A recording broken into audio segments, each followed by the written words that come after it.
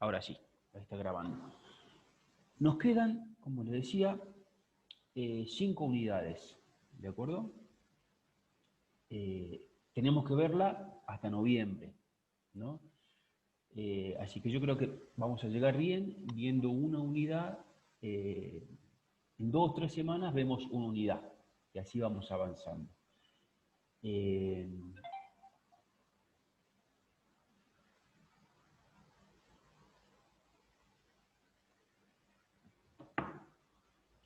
2 segunditos, a ver, espera.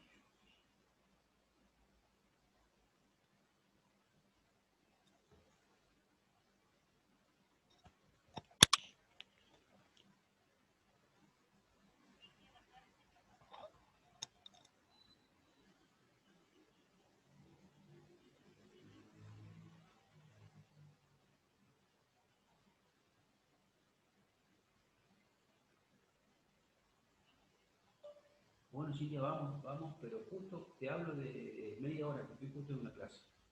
¿Vale?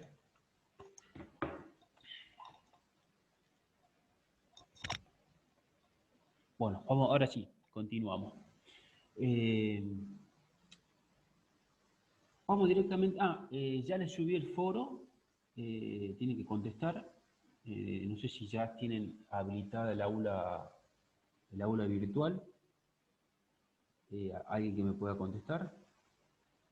¿Ya está? Bien, perfecto. Ahí Eliel Brian me dice que sí. Bueno, vamos a comenzar. Unidad número 4.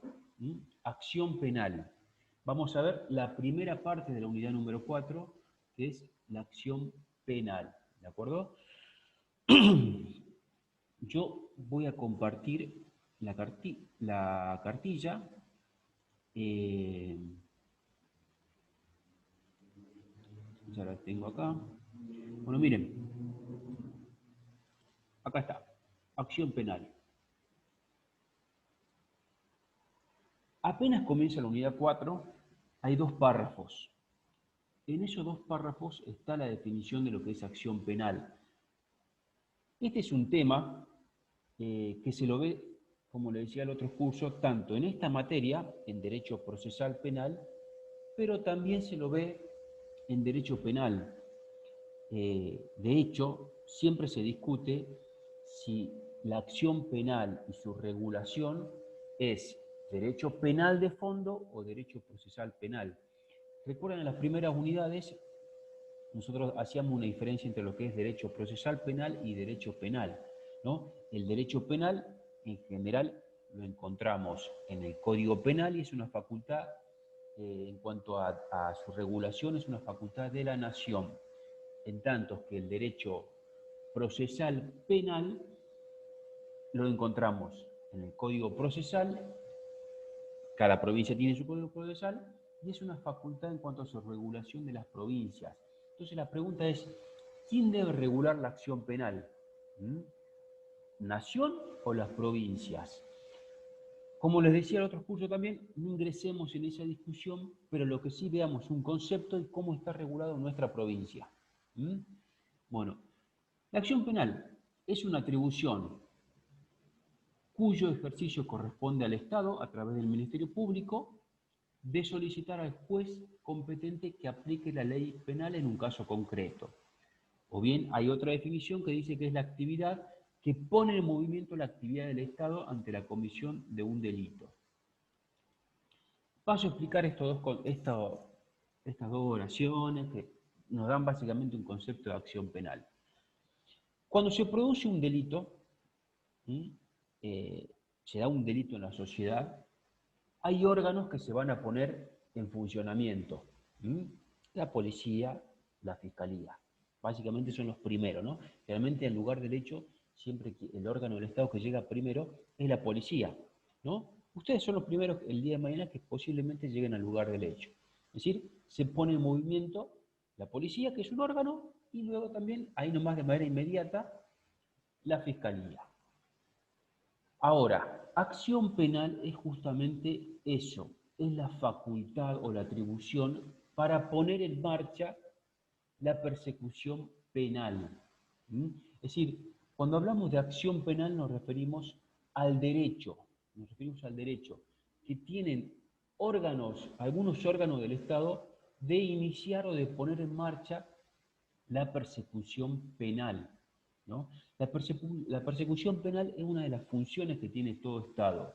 Es decir, un Estado primero lo que hace es decir, bueno, estos hechos van a ser delitos. Si alguien los comete, el mismo Estado va a iniciar la persecución penal, que no es otra cosa que la investigación, acusación y sanción de ese hecho, ¿no? De ese delito. En Salta, en nuestra provincia, el titular de la acción penal es el Ministerio Público Fiscal. Grábense eso, grábenselo bien porque es pregunta de examen, hay que saberlo bien.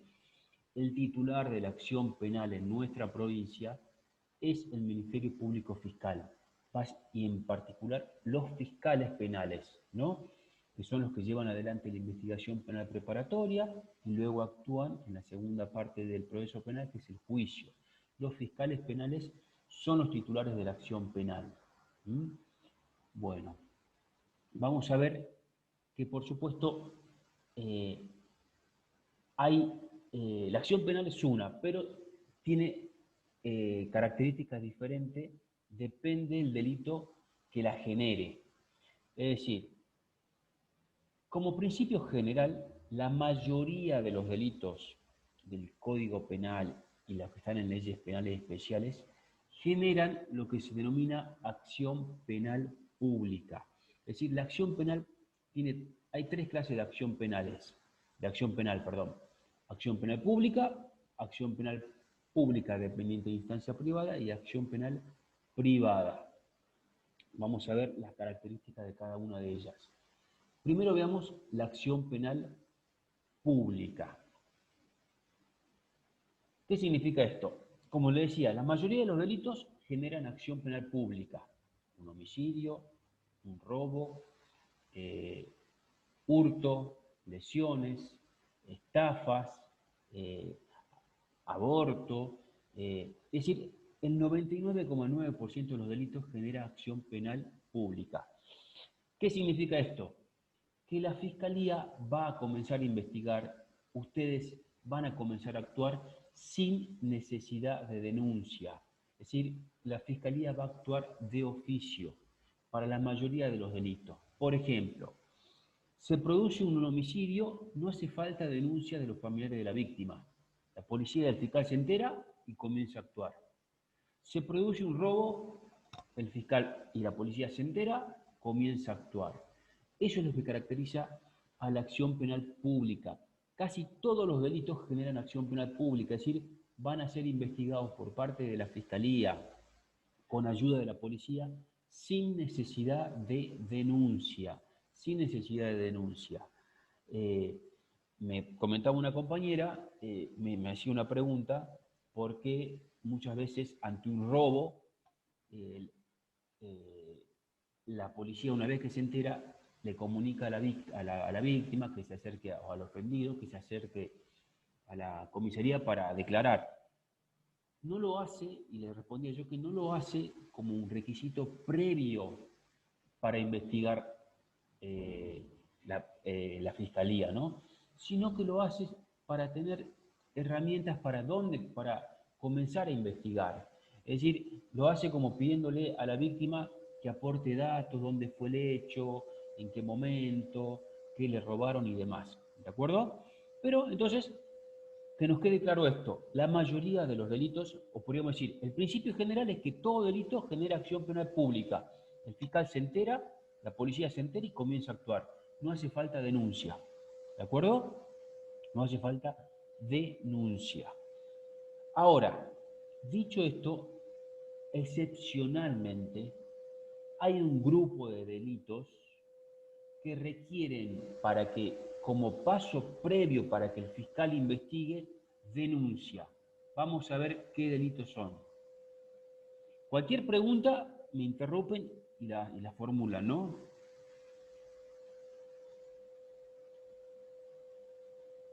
Acá en la cartilla. Fíjense, lo que recién vimos fue la acción penal pública, ¿no? La acción pública.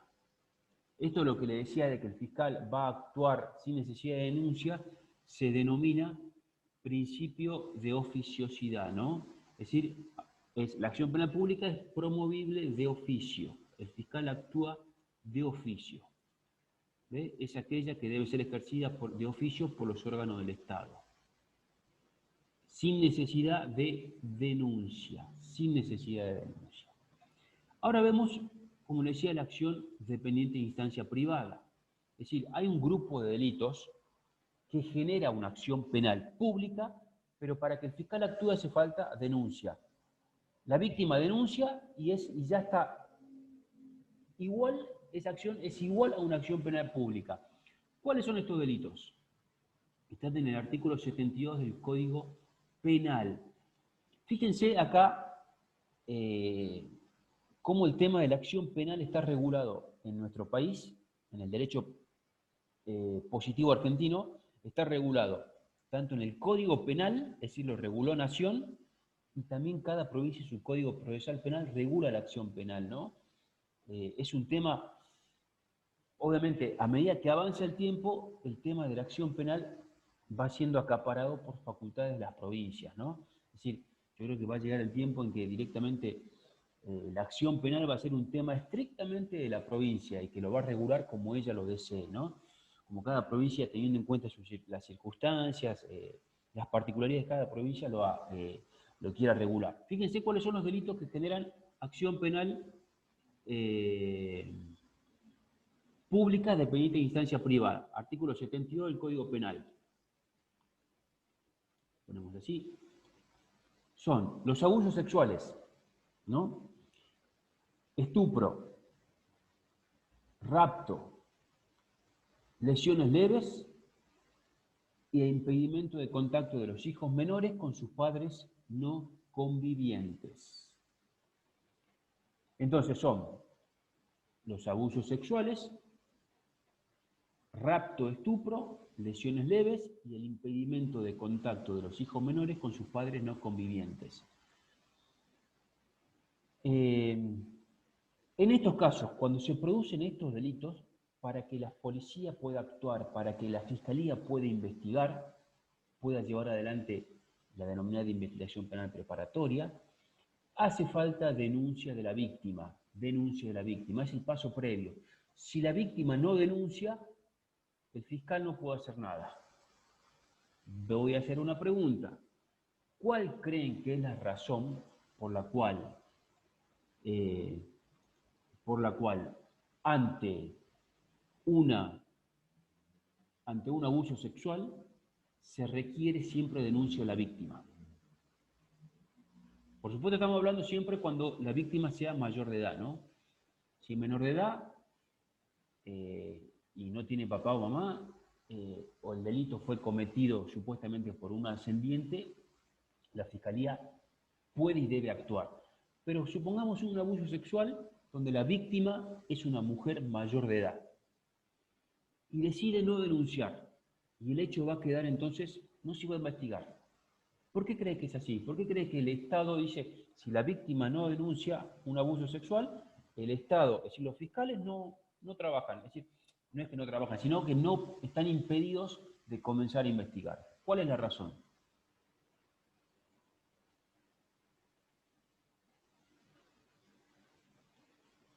A ver, ¿quién se anima a dar una respuesta, a elaborar una opinión? Profe, A ver. que ya son mayor de edad. Bueno, justamente, si se trata de la víctima de que es mayor de edad, las leyes, el Código Penal, las leyes penales le dicen, bueno, son mayor de edad, vamos a investigar si usted denuncia. Pero ¿cuál es el fundamento de esa decisión legal? De que el fiscal sí o sí requiera en estos delitos denuncia para investigar. Profesor.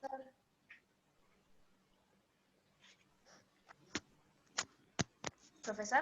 Sí. ¿Podría ser la voluntad de la víctima? Dependiendo. Bueno, justamente la pregunta es ¿por qué se respeta la voluntad de la víctima? En el sentido de que si ella no denuncia, el fiscal no investiga en el tema de abuso sexual. Porque fíjese que el delito, estamos hablando de delitos graves, ¿no? con penas realmente altas el tema de los abusos sexuales, ¿no? Ustedes ya cuando en la materia de derecho penal y vean derecho penal parte especial, van a ver los diferentes abusos sexuales que hay. Tienen penas altas, son delitos realmente graves, ¿no? Castigados de manera severa. Bueno, les doy la respuesta. Siempre en estos delitos lo que se evita o lo que la ley establece cuando le pide a la víctima o le reconoce a la víctima la facultad de denunciar o no, y si no denuncia, que el fiscal no actúe, lo que se está, el fundamento de esta decisión es evitar el denominado strepitus fori. ¿Qué es eso? Ahí está en la cartilla, ¿no? Siempre, cuando una persona sufre un abuso sexual, si ella decide no denunciarlo, se va a respetar esa decisión, esa autonomía de la voluntad, para evitar de que ella pueda revivir todo el hecho lamentable que ya vivió. Fíjense que si una persona sufre un abuso sexual, ya ir a la comisaría a denunciar y relatar el hecho es vivirlo nuevamente. Es vivirlo nuevamente, ¿no? Son delitos son delitos graves que generalmente dejan secuela de por vida. Entonces, además, no toda mujer está, o todo hombre, bueno, supongamos el abuso sexual, pero generalmente hablo de mujer porque son las que, lamentablemente, las que más lo sufren, está preparada, ¿no?, para afrontar un proceso penal. No es lo mismo que otro delito, ¿no?, que una lesión grave, donde... No, el abuso sexual son delitos con implicancias psicológicas, es muy complicada. Entonces, si la mujer tiene que relatar el hecho a la comisaría, lo vuelve a revivir al hecho. Puede ser que el fiscal la llame de nuevo, lo vuelve a revivir al hecho. Puede ser que si ella quiera estar presente en el debate tenga que escuchar las declaraciones testimoniales, las declaraciones del imputado, ella misma declare de nuevo. Puede ser que no quiera someterse a pericias médicas ni psicológicas. Entonces, para que lo que va a hacer el Estado es decir, si no denuncias, te respeto esa decisión y no investigo, ¿no? Entonces, esa es la razón por la cual, para que el fiscal investigue delitos o abusos sexuales, se requiere denuncia de la víctima, salvo que sea menor de edad, ¿no? Y no tenga papá o mamá, o que el presunto agresor sean los ascendientes, ahí sí el fiscal puede y debe actuar. También las lesiones leves. En las lesiones leves, el fundamento por el cual se requiere denuncia para investigar es que, como es un delito no tan grave, si el Estado dice, bueno, si la víctima no denunció, tampoco nosotros nos vamos a hacer problema, ¿no? Es decir, si el hecho no es tan grave como para que a la víctima no le interesó denunciar, tampoco nos vamos a poner nosotros en el papel de ir a investigar algo que ni siquiera le interesa a la víctima, ¿no? El Estado dice, piensa algo así como no hay que ser más papista que el Papa, ¿no? Y luego está el impedimento de contacto de los hijos menores con padres no convivientes. Acá el fundamento es que lo que se busca, como es un tema, es un conflicto en última instancia familiar, lo que se busca es que sea solucionado sin acudir a vías penales, ¿no? Entonces, el Estado va a actuar justamente si hay denuncia. Si no hay denuncia, el Estado dice, bueno, no, dejemos que si no denunciaron ese delito es porque posiblemente ese hecho delictivo lo van a solucionar de otra forma, ¿no? Siempre el sistema penal, la solución, este es un tema que en realidad se lo podría discutir mucho tiempo. Muchos dicen que el sistema penal no soluciona conflictos, y puede ser y me parece que es así. El sistema penal nunca te soluciona un conflicto, ¿no? Entonces, ahí, si tenemos un conflicto de familia, el sistema penal no te lo va a solucionar. Bueno, en estos casos, entonces, hace falta denuncia. A ver, ¿quién se anima a dar una idea de lo que es una denuncia, un concepto? Profesor, yo le quería hacer una consulta. A ver. Con respecto Con respecto a las lesiones leves, siempre hablando de una persona mayor de edad Sí, o también de niños. mayor de edad, mayor de edad. Pero mirá, para ser más concreto, vamos acá, voy a compartir el Código Penal.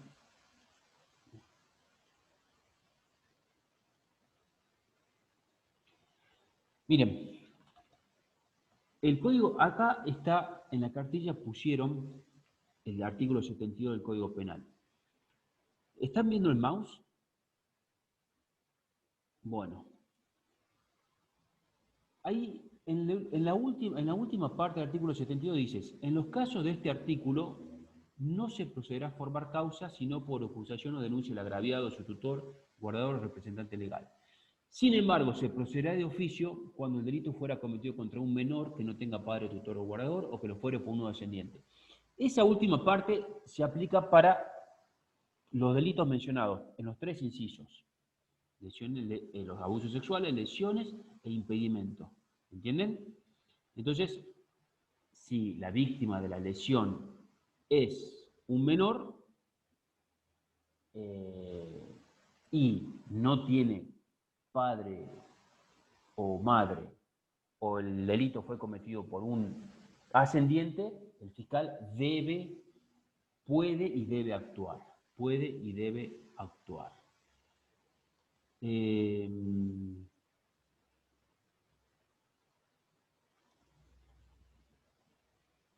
No está la preceptora, ¿no? En el curso. Yo acepto así a todos, no, me parece que no está. Bueno. La pregunta era, ¿qué es una denuncia? A ver, ¿quién se anima a dar un concepto de denuncia? ¿Sería una acusación en contra de una persona? Exacto, exacto. Una acusación es simple, es algo más sencillo. Es poner en conocimiento de una autoridad un hecho delictivo. Es decir, es poner en conocimiento de una autoridad un hecho delictivo. Recuerden, en nuestra provincia, los órganos que recepcionan denuncias son policía, fiscalía. El juez recepciona denuncia, un juez penal, ¿no? Un juez de garantías. ¿Qué creen ustedes? ¿Recepciona denuncia o no?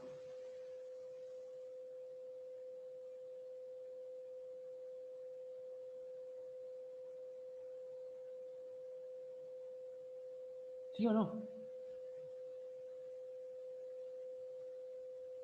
Bueno, no recepciona denuncia. Exactamente, no. Bien ahí, Sara, no. Solamente recepcionan denuncia policía y fiscalía, ¿no? Bueno, ahora vamos al tercer grupo de delitos. Así como tenemos la mayoría de los delitos que generan acción penal pública y se investigan sin denuncia, hay un grupo pequeño de delitos que para investigarlo el fiscal requiere denuncia, hay un grupo ya excepcionalísimo de delitos donde no los va a investigar el fiscal. Es decir, el fiscal en esos delitos prácticamente no interviene. Vamos a ver cuáles son. Vamos a ver cuáles son. Fíjense, artículo 73 del Código Penal. Tenemos calumnias e injurias, violación de secretos, concurrencia desleal e incumplimiento de los deberes de asistencia familiar cuando la víctima fuere el cónyuge. ¿Qué pasa con estos delitos? Calumnias e injurias. Les voy a dar un panorama así rapidito de lo que es, en qué consiste cada delito, porque recuerden, esto lo van a estudiar ustedes en otra materia.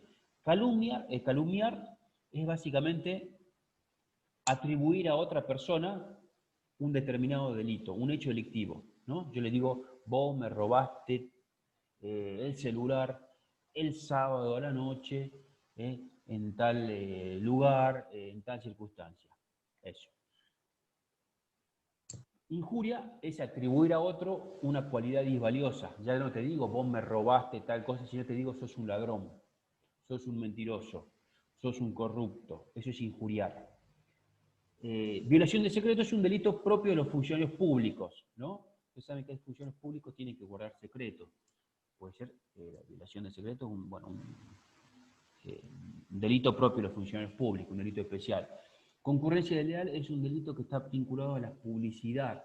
desleal para con la competencia. Y luego está el incumplimiento de los deberes de asistencia familiar cuando la víctima es un cónyuge, ¿no? Bueno, en estos delitos, ¿quién va a cumplir el rol de acusación? Es el mismo sujeto que cumplía el rol de acusación en el sistema griego de la antigüedad. Entonces, yo les voy a preguntar a ustedes, para que hagan memoria. Recuerden las primeras unidades, cuando veíamos los sistemas procesales penales. Recuerden que había un sistema inquisitivo, un sistema acusatorio y un sistema mixto. Los tres grandes sistemas que se conocieron, ¿no?, a lo largo de la humanidad. En estos tres sistemas, en el sistema acusatorio, sobre todo el acusatorio griego, el de la antigüedad, ¿quién cumplía el rol de acusación ahí? ¿Quién acusaba en el sistema acusatorio griego de la antigüedad? A ver si hacen memoria. La población, profe. Más particular que la población. La población lo que hacía era, si se quiere, el jurado popular, si se quiere, que le juzgaba, ¿no? Recuerden que no había jueces profesionales, era un jurado popular, los forum griegos, ¿no? Ahí se hacían los juicios. Pero ¿quién acusaba? Había un fiscal, como hay ahora, un sujeto profesional, Profe, a ver. ¿puede ser los tribunales? No, los tribunales eran en el inquisitivo. En el inquisitivo el mismo juez era el que te acusaba y te juzgaba, ¿no? En la antigüedad, en el sistema griego acusatorio, que cada vez se va imponiendo más, ¿no?, este sistema griego acusatorio. ¿Quién acusaba en ese sistema? No era ni la población, como dice Sara, ni tampoco, como dice David, el juez. Si no es... ¿La víctima, profesor? Eso. ¿Un garante? No, ahí como dijo Kevin, la víctima. Recuerdan que en ese sistema la propia víctima era la que cumplía el rol de acusación, no había un fiscal. Si la propia víctima, ¿qué hacía? Buscaba la prueba, alegaba sobre la prueba, presentaba en última instancia ante el fórum, ante el jurado popular, presentaba su pretensión. Bueno, ese sistema acusatorio griego, si lo traemos a la actualidad, subsiste en los delitos de acción privada, en esto, ¿no? Injurias, calumnia, concurrencia desleal. En estos delitos el fiscal no hace nada, ¿no? Es decir, el fiscal no puede actuar, ahí actúa solamente la víctima, es la que se debe encargar de presentar la querella, ¿no? Actúa como querellante, se constituye en querellante, presenta la querella, busca las pruebas y demás, ¿no? Es decir, ahí los procesos penales, podríamos decir, se presentan, se desarrollan ante el juez, obviando la participación de la fiscalía. Ahí la fiscalía básicamente no interviene. Entonces, que nos quede claro, la acción penal es la atribución que tienen los órganos del Estado para poner en marcha la persecución penal. Todo delito como principio genera acción penal pública, es decir, el fiscal va a actuar sin necesidad de denuncia. Hay un grupo de delitos que requiere denuncia, son los delitos de instancia privada.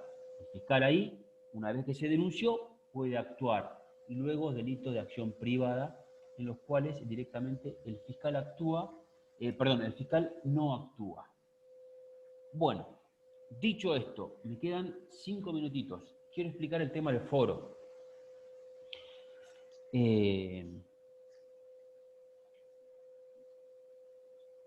Voy a preguntar, ¿se puede perseguir penalmente todos los delitos que se cometen en la sociedad? Vieron que a diario se cometen muchísimos delitos en la sociedad, ¿no? ¿Se pueden perseguir todos los delitos? ¿Todo delito sí o sí tiene que terminar en condena? ¿Qué creen? No, profesor. No. Uno puede ser un delito tanto verdadero, puede ser falso, puede ser injustamente, que investiguemos en una situación de que realmente no tiene sentido de investigar. Ahí Si está. comienza. Bueno, pero a lo que voy es, está bien, Claudio, pero a lo que voy es, ¿ustedes creen que hay delitos que se cometen en la sociedad y en los cuales directamente no es que no haya interés, sino que el Estado no lo investiga porque no tiene los recursos para investigar todos los delitos, o no? No sé, depende del agravamiento que tiene. Ajá. Bueno, depende de la gravedad de los delitos. A lo que voy es lo siguiente. El Estado, a través de las fiscalías y la policía, tiene recursos para investigar delitos, pero no puede investigar todos los delitos que se cometen en la sociedad, es imposible. Entonces el Estado va a seleccionar qué investigar. Obviamente va a investigar lo más grave, Este tema ya ha sido reconocido por nuestras leyes. De hecho, ya en las otras clases siguientes vamos a ver que el fiscal comienza a investigar, pero puede acudir a principio de oportunidad, a mediación, a conciliación, es decir, va a comenzar a investigar, pero puede algunos hechos decir, no, acá no voy a seguir investigando, que se resuelva de otra forma. La pregunta en el foro va en ese sentido. Ustedes, si tuvieran que diseñar y planificar una política criminal en nuestra provincia, ¿a qué delitos le darían prioridad a la hora de investigar? ¿A qué delitos ponen toda la ficha para investigar? Yo les voy a dar un ejemplo. Obviamente este ejemplo que doy ya no lo pueden poner en el foro, pero uno de los problemas que tenemos en nuestra provincia es el tema de los femicidios. Entonces ahí no hay que escatimar en recursos para investigar y sancionar ese tema, el de los femicidios, ¿no? Pero puede haber algunos otros delitos que también requieran prioridad. Entonces ahí apunta el foro, ¿no?